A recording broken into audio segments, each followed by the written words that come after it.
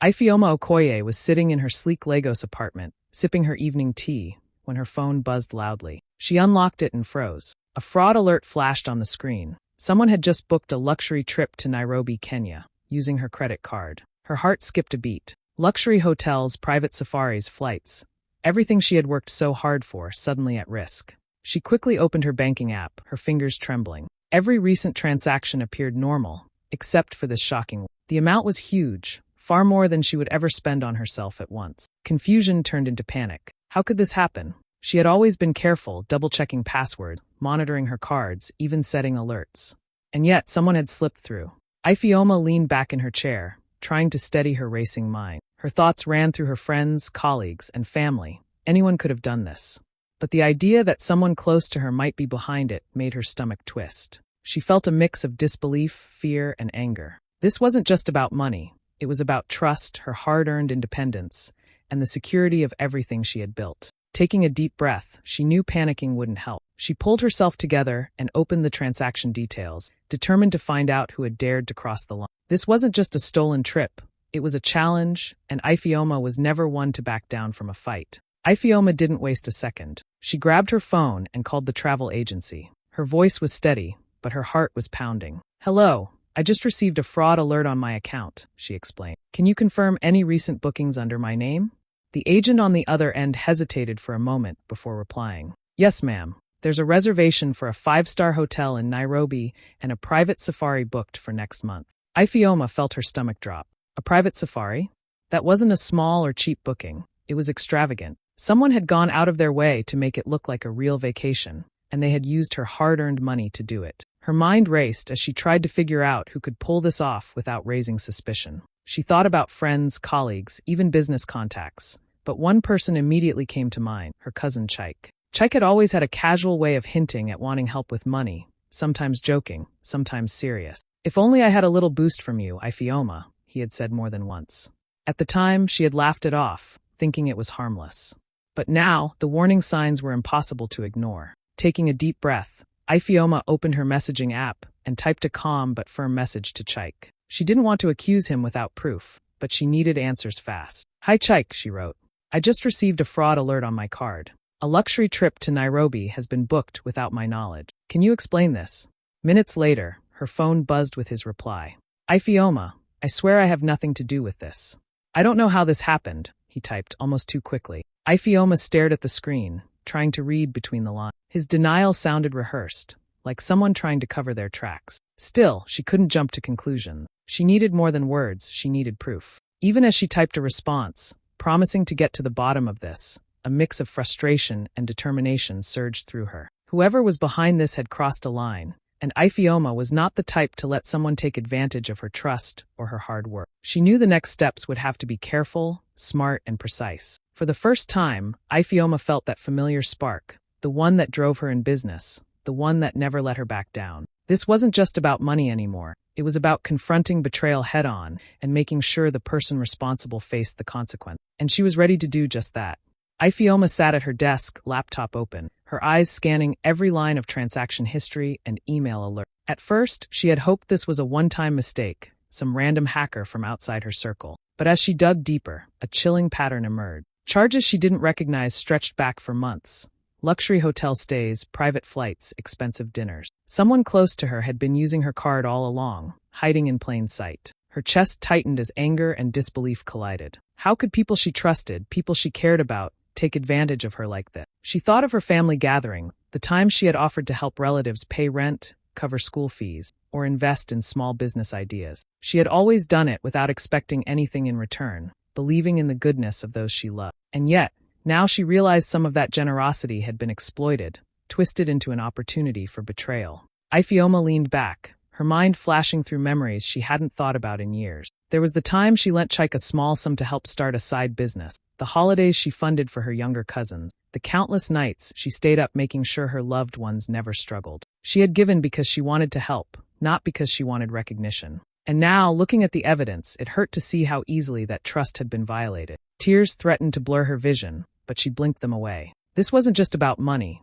It was about respect, loyalty, and integrity. Ifeoma had spent years building her career from scratch, fighting to be independent, and here were people who thought they could take it all for granted. She felt a wave of resolve wash over her. Her mind sharpened with a new clarity. She couldn't just react in anger. She needed a plan. Whoever had done this had underestimated her, assuming that love and family ties would stop her from seeking the truth. But Ifeoma was no stranger to challenge it. She had faced tough business negotiations, fierce competition, and countless obstacles, and each time, she had come out stronger. Now the stakes were personal. This betrayal had cut deeper than any business failure ever could. But Ifeoma refused to let it define her. She wiped her hands over her face, took a deep breath, and closed the emails with a firm click. She would get to the bottom of this. She would confront the culprit, not with anger alone, but with proof, strategy, and control. For the first time that day, a small, determined smile appeared on her face. The people who had tried to take advantage of her didn't know what was coming, and Ifeoma was about to show them exactly what it meant to cross her.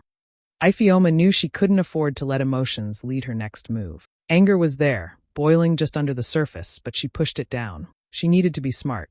She needed to be ahead of whoever thought they were smarter than her. So instead of confronting random people or starting a family fight, she took a deep breath and called the one person who never failed her, Adeola, her longtime friend and one of the best cybersecurity experts in Lagos. "Ade, something is wrong," she said the moment he picked up. Within an hour, Adeola was seated in her living room, laptop open, fingers moving fast across the keyboard. Ifeoma watched him work while explaining everything. The Nairobi trip, the strange transactions, the months of hidden spending. Adeola's expression grew sharper with every detail. "This wasn't random," he finally said. "Someone close to you used your card information. They've been careful, but not careful enough." Ifeoma felt a cold rush down her spine. Hearing it out loud made it even more real. Together, they traced digital footprints, login locations, device IDs, saved IP addresses. Adeola pointed at the screen. "See this pattern? Whoever is doing this knows your schedule. They use the card when you're busy, traveling, or distracted. That means someone around you." The betrayal cut deeper, but Ifeoma forced herself to stay focused. "So how do we catch them?" Adeola smirked. "We set a trap." He helped her create a new dummy card profile, one that looked real but was entirely under their control. Anytime someone tried to use it, it would send an instant alert to Ifeoma's phone and track the device doing it. They also set a digital marker in her banking app to flag suspicious activity in real time. Whoever had been draining her money wouldn't be able to resist the chance to try again. Then came the second part of the plan, timing the trap. "I heard you have a family gathering coming up," Adeola said casually. "My sister's birthday," Ifeoma replied. "Perfect." Adeola leaned back. "The person who has been using your card will be there. They'll feel comfortable. They'll think you haven't figured anything out yet. That's when they'll slip." Ifeoma imagined the room. Her siblings laughing, cousins chatting, the usual warm chaos of family gathering. And somewhere in that crowd, the culprit would be smiling, pretending to care about her, while stealing from her behind her back. The thought strengthened her resolve. "Let's catch them right in front of everyone," she said quietly. Adeola nodded. "We'll get the evidence. You'll get your justice."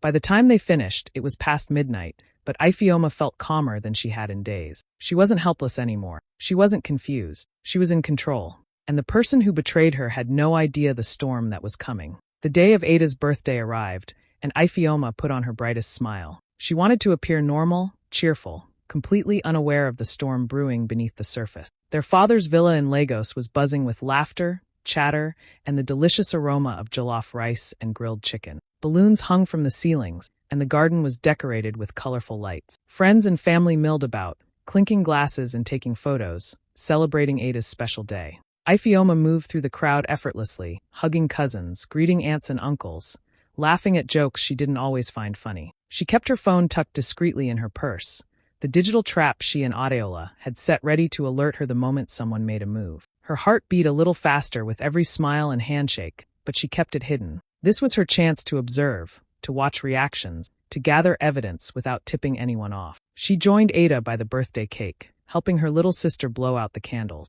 The room erupted in cheers, and Ifeoma joined in, clapping and laughing, all while her eyes subtly scanned the faces around her. She casually mentioned a recent news article about luxury safaris in Nairobi, smiling innocently. Some cousins shrugged, some were intrigued, and then she saw it. Chike's quick, almost imperceptible glance toward her, and Tun's slightly nervous shift in his seat. Ifeoma let the conversation flow naturally, bringing up the idea of dream vacations in passing. "Can you imagine a week in Nairobi, a private safari, luxury hotels?" she said aloud, pretending to daydream. She noticed Chike nodding along, but his smile seemed forced, too eager. Tun, too, was unusually attentive, laughing a little too loudly at the wrong moment. She laughed along with everyone else, joking about how one day she'd take them all on such a trip, knowing full well that someone had already tried to steal that fantasy from her. Her casual mentions were like bait, and she could see the tension start to ripple beneath the surface. It was subtle, almost invisible to anyone else, but not to her trained eyes. Through the music, the clinking of cutlery, and the chatter of the celebration, Ifeoma remained calm and collected. She handed out slices of cake, took selfies, and even danced a little with Ada, all while mentally noting every suspicious reaction. Every glance, every fidget,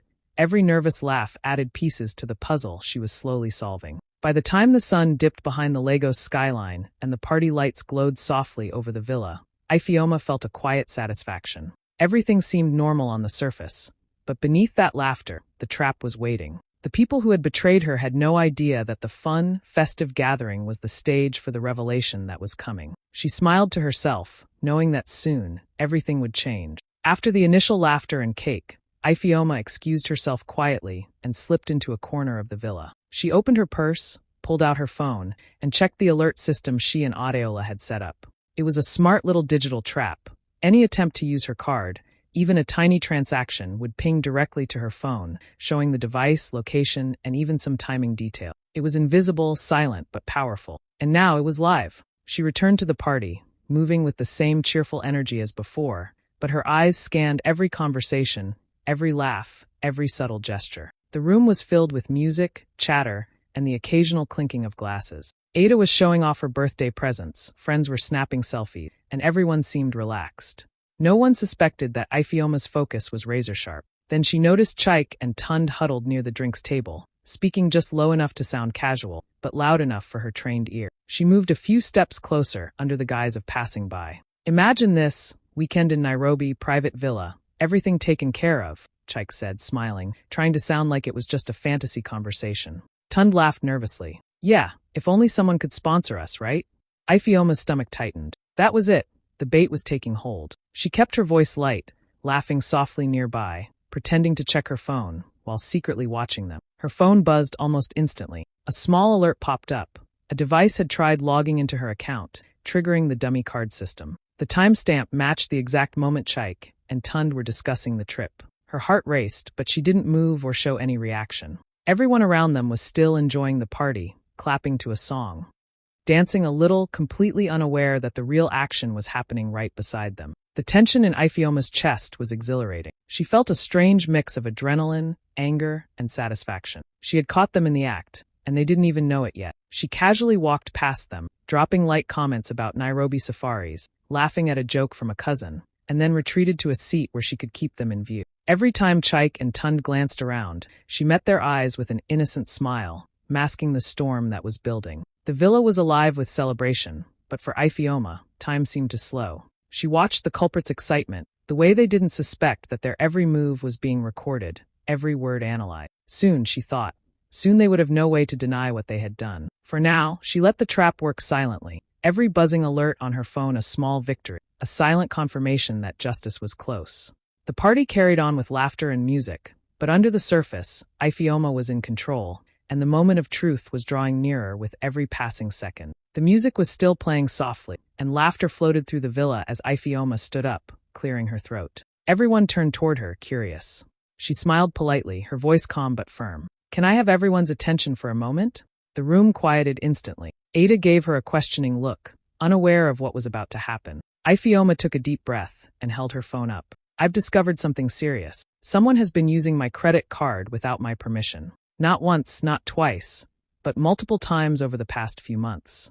And I know exactly who did it." She moved slowly toward Chaik and Tund, who froze mid-conversation, their smiles faltering. "Chaik, Tund," she said, keeping her tone steady. "These are the transactions. The hotels, the flights, the private safaris. Every single one booked with my card." She tapped her phone, and a series of bank statements and screenshots appeared on the big screen in the living room. The numbers were clear. The dates matched the times she had set in her monitoring system, and the messages between them discussing travel plans were undeniable. The evidence was laid out for everyone to see. Chaik's face went pale. Tund's hand trembled as he tried to compose himself. "Ifeoma, I don't know," Chaik stammered, looking around for support, but the room was full of shocked eyes staring straight at him. Ifeoma shook her head, keeping her voice calm. There's no excuse.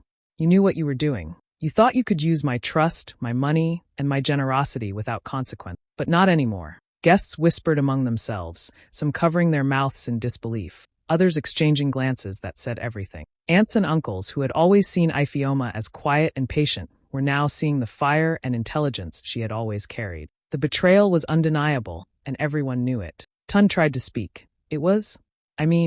But no words came out that could explain away the truth. Every lie they attempted fell apart under the weight of the evidence she had carefully gathered. Ifeoma stood tall, her heart racing but her mind clear. This isn't just about money, she continued, looking around the room. It's about trust, respect, and knowing that generosity doesn't give anyone the right to exploit you. I worked hard for everything I have, and I will protect it. The room remained silent, the party atmosphere completely shattered. Chaik and Tund could only hang their heads, caught red-handed. Ifeoma felt a sense of relief, a mix of vindication and sadness. The betrayal had been painful, but now justice was visible, public, and undeniable. She glanced at her family, meeting eyes filled with shock, curiosity, and a newfound respect. This confrontation wasn't just about catching the culprits. It was about showing that she would no longer be taken advantage of, and that those who crossed her would face the consequence. After the confrontation, Ifeoma took a deep breath and immediately took action. She logged into her accounts and froze all transactions, ensuring that no more money could be taken. Every credit card, every online payment linked to her finances was locked down. She wasn't taking any chances. For months, she had watched her hard-earned money disappear, and now she was determined to put a full stop to it. Next, she contacted her lawyer quietly, explaining the situation and providing all the evidence she had collected: bank statements, screenshots, timestamps, and messages. Her lawyer nodded, impressed with the thoroughness of her preparation. "We can pursue this legally," he said. "We can make sure you get every bit back and prevent them from touching your finances ever again." Ifeoma felt a sense of relief. Legal action wasn't about revenge. It was about protecting herself and teaching a lesson that betrayal had consequence. But she also knew that sometimes people responded better when given a chance to make things right. She requested a private meeting with Chaik and Tund. Sitting across from them, she spoke calmly but firmly. "You've caused me months of stress and loss," she said, "but I'm willing to resolve this if the money is returned in full and you acknowledge your wrongdoing. Any further attempts to exploit me will be met with legal action immediately." Chaik fidgeted, avoiding her gaze, while Tund shifted nervously. They knew there was no way out. Slowly, they agreed to restitution, promising to return every naira they had taken. Ifeoma listened carefully, making sure the agreement was clear, legally binding, and irreversible. She didn't allow any excuses, negotiations, or attempts to weasel out. Her money, her work, and her independence were not up for debate. After they left, Ifeoma sat back in her chair and let herself exhale fully for the first time in weeks. She felt lighter, stronger, and more in control than ever. No longer would anyone, no matter how close, manipulate her generosity or take advantage of her trust. From this day forward, her finances and her independence were hers alone. She made a mental note to review all her accounts regularly, to reinforce boundaries, and to focus on what really mattered: her work, her growth, and the people who truly valued her. The betrayal had been painful, but it had also sharpened her resolve. She realized that saying no, setting limits, and holding others accountable were acts of self-respect, not cruelty. For the first time since discovering the fraud, Ifeoma felt free. Free to trust wisely, free to live boldly, and free to build her life without fear of being exploited. She had turned the tables completely, and this time, the control was hers. No one could take that away. The day after the confrontation, Ifeoma asked her family to gather in the living room. The atmosphere was calm but serious, a quiet contrast to the laughter of the previous party. She stood in front of them, taking a deep breath, and began to speak from the heart. "I want to talk about something important, something that affects all of us," she said, her voice steady. She looked at each face, meeting eyes with relatives who had always taken her generosity for granted and those who had supported her. "Trust is powerful," she continued. "It's something I've always valued. I've tried to help those I care about whenever I could, without expecting anything in return. But I've learned the hard way that generosity must always be balanced with vigilance. Giving freely doesn't mean giving blindly." Ifeoma paused, letting her words sink in. Boundaries matter. Respect matters. And protecting your own hard work, your independence, your finances, it's not selfish. It's necessary. We all have responsibilities, not just to others but to ourselves. Learning to say no when needed, setting clear limits, and holding people accountable doesn't make you cruel. It makes you wise. Some family members nodded quietly, Others listened with a mix of surprise and reflection. She continued, I've learned that kindness and trust are gifts, but they are not invitations to be exploited. I've learned to recognize who truly values me and who only sees what they can take. That realization is painful, but it's also empowering. It teaches you to be strong, smart, and careful without losing your heart. Ifeoma's voice softened slightly. I hope that by sharing this, we can all understand the importance of honesty and respect in our family. Let's celebrate generosity, but let's also celebrate integrity and responsibility. Let's honor one another by respecting boundaries, supporting each other without taking advantage, and being accountable for our actions. Her words hung in the room like a gentle but firm truth. A few cousins and siblings stepped forward, quietly praising her courage and intelligence. Ifeoma, you handled this so well, one aunt whispered. You didn't just catch them, you taught all of us a lesson. Ifeoma smiled, feeling a wave of relief and warmth. She realized that this moment wasn't just about the betrayal she had faced. It was about growth, for herself and for her family. She had turned a painful experience into a lesson in wisdom, independence, and self-respect. By the time the conversation ended, the tension had lifted, replaced by a sense of clarity and understanding. Ifeoma knew that she had not only reclaimed her money and her power, but had also strengthened the moral foundation of her family. She had turned a moment of betrayal into a lesson that would resonate far beyond her own life, proving that true generosity always goes hand in hand with vigilance and self-respect. With the family situation finally resolved, Ifeoma felt a weight lift off her shoulders. She decided to celebrate her regained freedom in style, but this time on her own terms. She called her closest friends and mentors, and together they planned a small, joyful gathering at a chic rooftop cafe in Lagos. Laughter flowed easily, and for the first time in weeks, Ifeoma felt completely at peace, surrounded by people who truly respected and supported her. A few days later, she booked a luxury trip to Zanzibar, fully on her own, with her hard-earned money. She smiled as she clicked confirm, feeling a rush of pride.